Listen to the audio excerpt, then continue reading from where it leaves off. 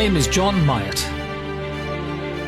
In my time, I've been a teacher, a painter, and an art forger. In 1999, I was jailed for forging over 200 paintings, a crime that rocked the art world, and I paid the price for it. These days, I paint in the style of the great masters and sell them legally as honest fakes.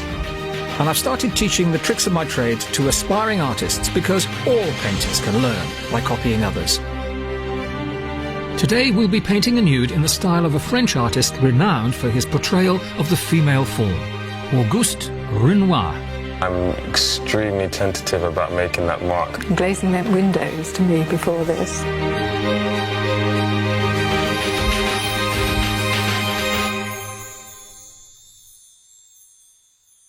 Hello and welcome to Dulwich College here in London.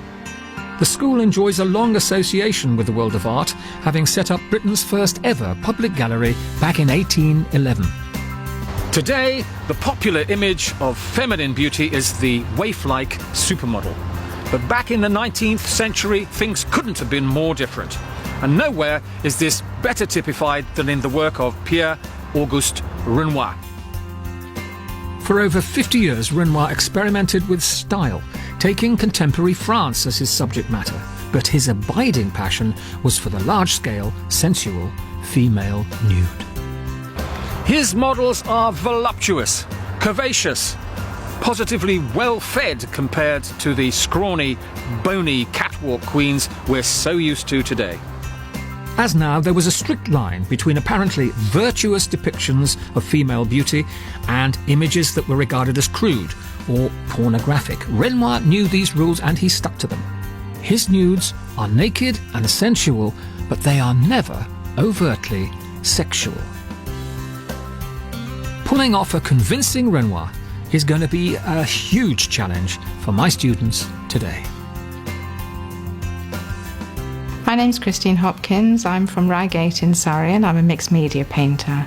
My name's Andre McQueen. I'm from Camberwell, South London, and I'm a footwear designer. I'm Alia Gargan and I'm from London and I've just graduated from London College of Fashion in fashion illustration. The thing that I would find the most frightening was anything that involved people. A crowd scene, that would be a nightmare for me, or anything just with one figure in it. I would feel really uncomfortable about that because it's just not what I do. I don't do soft curves and soft shapes. What I hope to get out of this opportunity is to overcome my fear of the paintbrush, my phobia of the canvas, and to test myself in a way that I've avoided for a number of years now. I'm confident that I'll be able to work well with any work involving figure drawing or observational drawing. Renoir's nudes are captured on canvas by delicate brushwork, fine glazes and slightly heightened colour. Well, this is going to be a tricky challenge for my students because they're using acrylic paint and they've got just one day to do the job. Welcome to Dulwich College. Today, Andre, Alia, Christine, your task is to recreate a painting in the style of the great French impressionist himself, Pierre Auguste Renoir. May I ask you just a straightforward question? Do you like our painting? No. And that's a straightforward answer. Yeah, it's as straight as I can make it. This is so lovely and warm and glowing, and that's going to be such a challenge to get that warmth coming through, I think. Alia, your first thoughts on seeing the Renoir, please? Complete shock and terror at the prospect of having to paint something in this style, as it's completely different from what I normally do. This is called The Bather Drying Herself and was part of a series that Renoir painted in the last 20 years of his life. I'd like to point out just three things here to you. First is the way the paint here follows the form. It's thinly applied, almost like a watercolour. So don't worry about putting paint on too thickly. Acrylics actually will be quite useful for this task.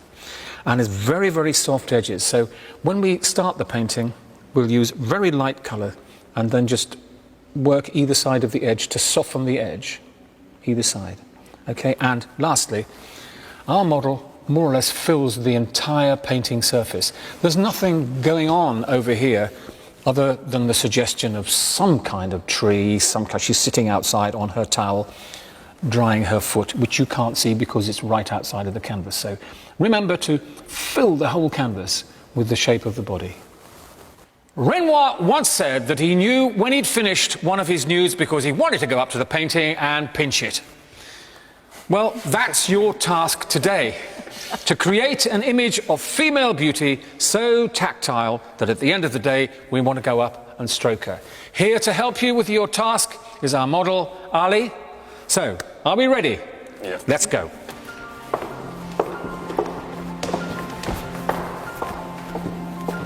I normally draw quite strong graphic fashion drawings that are very modern and quite stylistic. So something that's completely feminine and classic is a million miles away from anything I'm used to doing. Considering that I'm not a fan of nudes, to have the figure covering the whole canvas is going to be a problem for me. I was standing slightly to the side of the painting and there was a lot of foreshortening, and didn't realise until I came round to the front that she's hugely wide, and I'm not sure I'm going to cope with that either.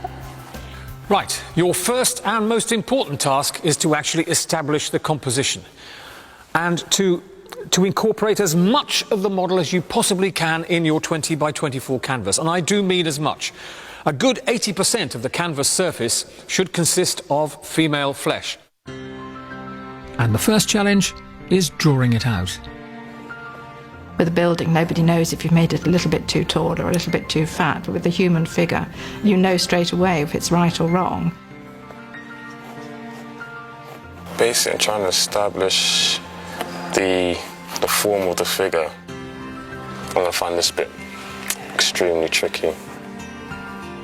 For all of the students, now is a good time to make a few mistakes, to establish the composition, to push lines around while we have the chance on the blank canvas. Later on, repairs of this nature will cost an awful lot of time, but now we can afford to get the composition completely right.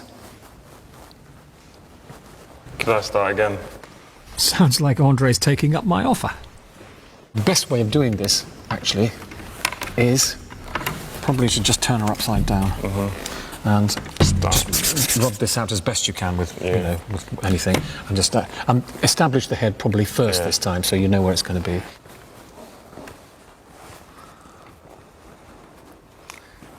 Don't get too bogged down. This is turning into a portrait. It is, isn't it? Yeah.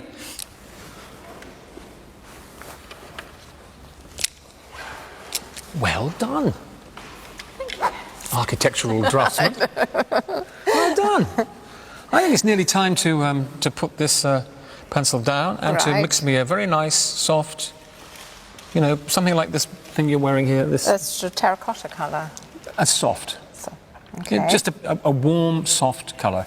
And we'll just establish the outline in a warm, soft colour, and then start working in perhaps the shaded areas with that colour as well. Renoir was born into a poor French family in 1841. His father was a tailor.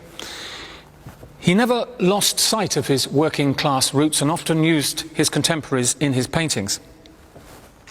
Although he became famous in Impressionist circles, he had a hard time finding buyers initially, and by his mid-30s, he himself was having a crisis with his painting. Frustrated, he declared, "I can't paint. I can't draw. I am at a dead end." It was his love for one of his models, Aline Charigot, that helped him overcome his gloom.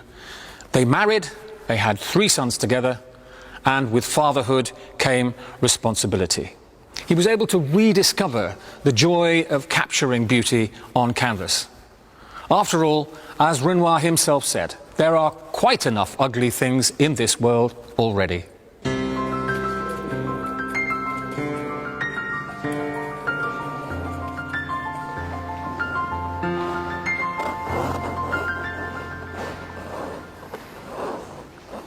Do you think it's best to start, I should block out the figure in colour or do an outline first? No, I think for once we actually don't block out, because we're going to use the finest brush you've got. Okay. And when you've established the outline, we're going to be chasing around a form with the tiniest little strokes of colour like this.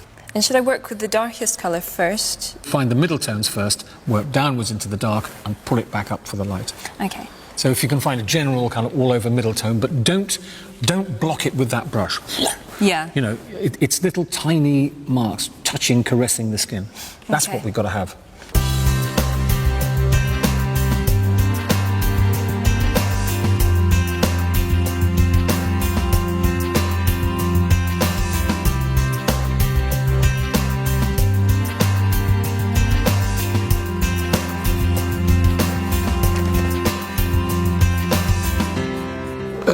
Early days, but I think we're starting to see some good results already, particularly from people who really didn't want to do this job in the first place. Andre got a bit bogged down with his initial outlines, but he's coming through that one now and establishing the composition nicely. I'm very taken with Alia's work so far. It's got that delicate feel about it, and she's now starting to block the hair shape. And Christine over there, well, she's blocking the background in again, just like I asked her to do, just to suggest that this model is outside, which of course she isn't.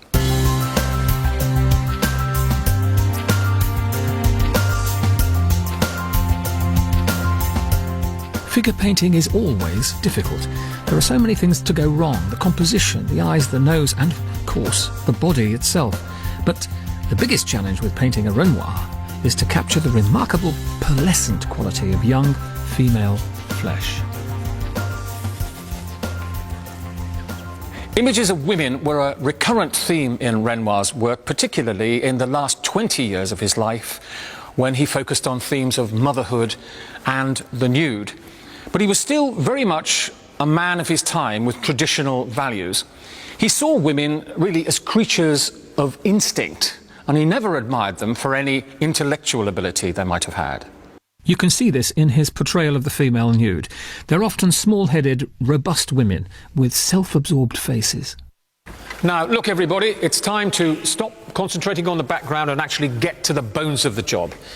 Here's your finer brush, your finest brush perhaps. I want you to use this one, mix that flesh tone, a light flesh tone, and start caressing the body with the paintbrush. Just stroking the body gently, erotically, if you don't mind, with the brush. Just loving it. Just imagine you're kind of feeling and caressing the skin, kissing her all the way over here. All these lovely little kind of... And the brush direction will follow the direction of the form. So, sensual, but not sexual, sensual. This is an exercise in borderline eroticism. All of you must at some time or other have thought, Christine, you must have thought, I really, really, really fancy that person. Has that ever happened to you? Once or twice. Once or twice, okay. Once will do. Alia? Yes. Yes? You've actually been there, have you? You've been in and you've thought, oh, good Lord, look at that. Isn't that person just... Yes. Yes. I would say I have. And... Many a time. Many a time, right. Well, this is how I want you to feel about this gorgeous girl here. I just want you to think, oh my God, she is to die for. Your painting is a metaphor for making love to her. We're not talking pornography here, we're talking heightened eroticism. It's actually possessing the model, sexually, if you like, but with paint. Now that's what you two girls have got to do as well. I don't know how you're going to do it, but you've got to do it, okay? What I'm finding difficult is making sure that I can mix the colours and the tones properly. Otherwise it might be drying too quickly for you. Yeah, and ending up a lot harsher than that soft look that we're going for. Okay, well I've got a suggestion that might help. Can I put a bit of this on your palette? This is actually known as lubricating jelly and is used by doctors and other kind of people, but it's water-based, and that's what's so useful for our purposes. So we use it as an extender, and if you want to keep your colours moist for longer, just a tiny bit of that in there will do the trick for you. Oh, I see. And it will also thin them down some. It'll actually make them slightly more opaque as well. So you can paint it directly on onto the canvas. Wetter for longer. Oh, Christine, that is so good. That's really good. I'm not very happy with it, actually. No, but you're doing exactly what I want, and which is to Right, actually okay. mould the line here. It doesn't look very subtle. It looks really crude, and that's not what I'm... If you can get the whole of this figure done in that way, in the next half hour, when we come to do the final tweaking, the glazing, over-painting over that, all those problems will be resolved, yet the structure will still be there underneath.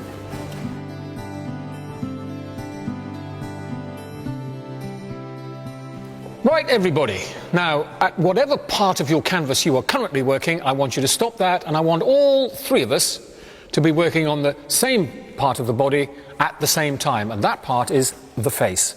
I want us to turn our attention towards Ali's face and to try and replicate that downcast gaze that we've got in the Renoir, beautiful features. He always flattered the model, and he did that by actually softening out all the features. We've got all the kind of normal cues for beauty: full lips, small nose, and lovely eyes. That's it.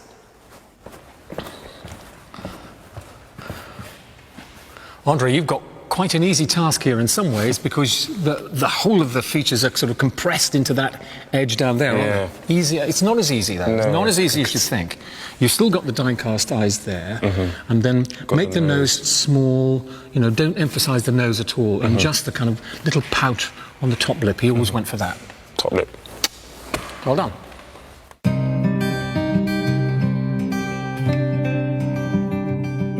Alia, I want you to really concentrate on this profile here and possibly soften these features, particularly the nose there. All you need is just the tiniest little mark underneath. The mind and the eye will do the rest.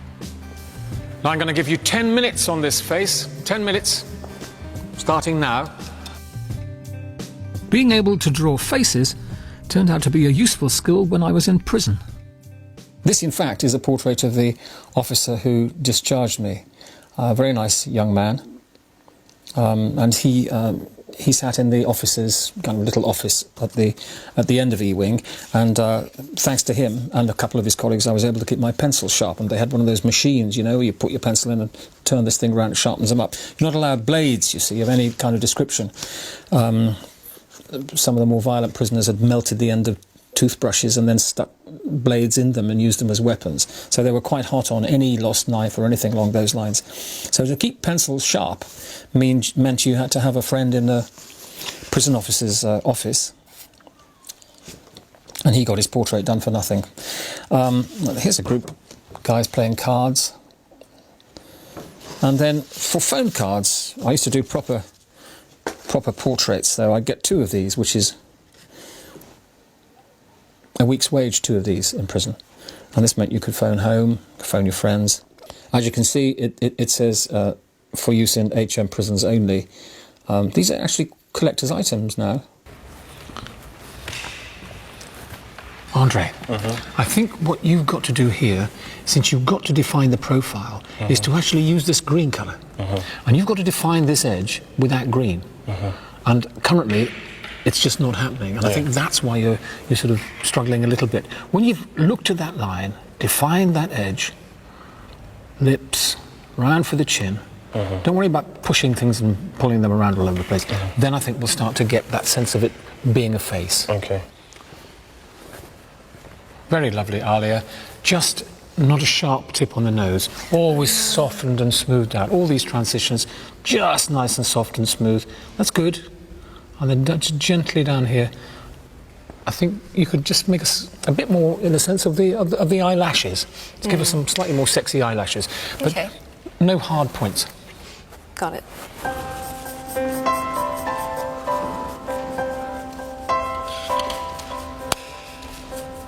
Now if we could just find a dark moment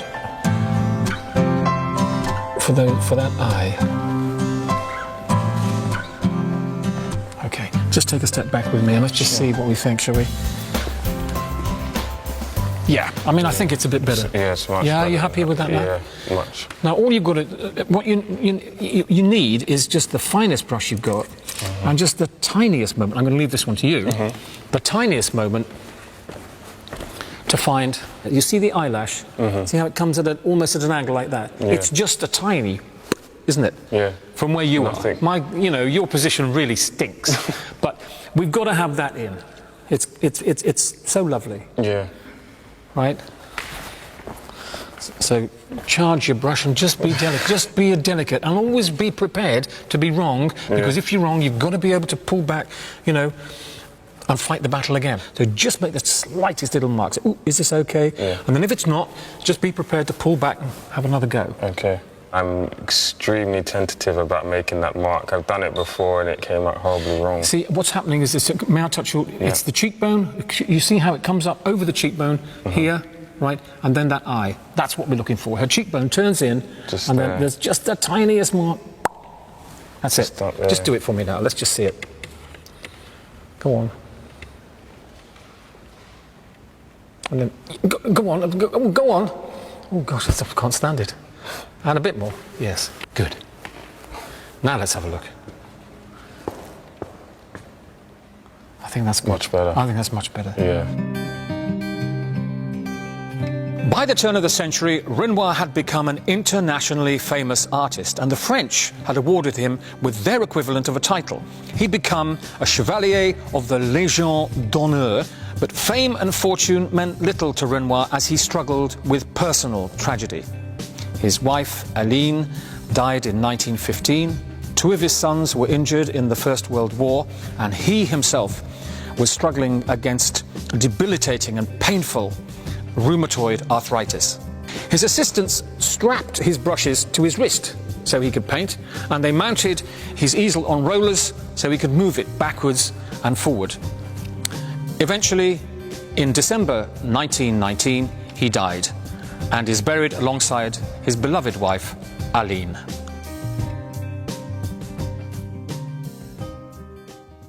What I'm going to give to all of you now is a little bit of extender, and I'm going to ask you, each and every one, to look for the cool moments and the warm moments on the figure.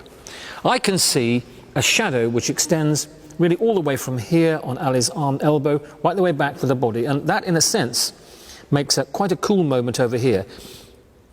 If you see it as a warm moment, that's fine. Here, where the light catches her, I think we could warm her up, and particularly here, where the light comes onto the wrist and knuckles here. So I'm going to give you a little bit of this, and you're going to mix a warm colour in it and a cool colour in it, and you're going to float those over what you've already got. And when you've done that, you're going to heighten them with white.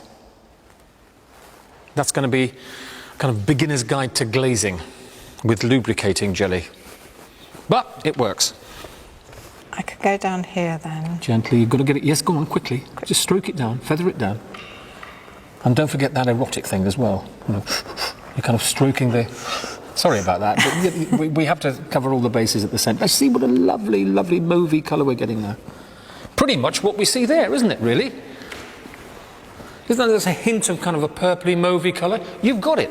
You've got it with a glaze. Glazing meant windows to me before this. This is so fantastic, though, to be able to alter the colour of something that I've put down. It just gives you so much freedom to change things and introduce the moulding of the figure.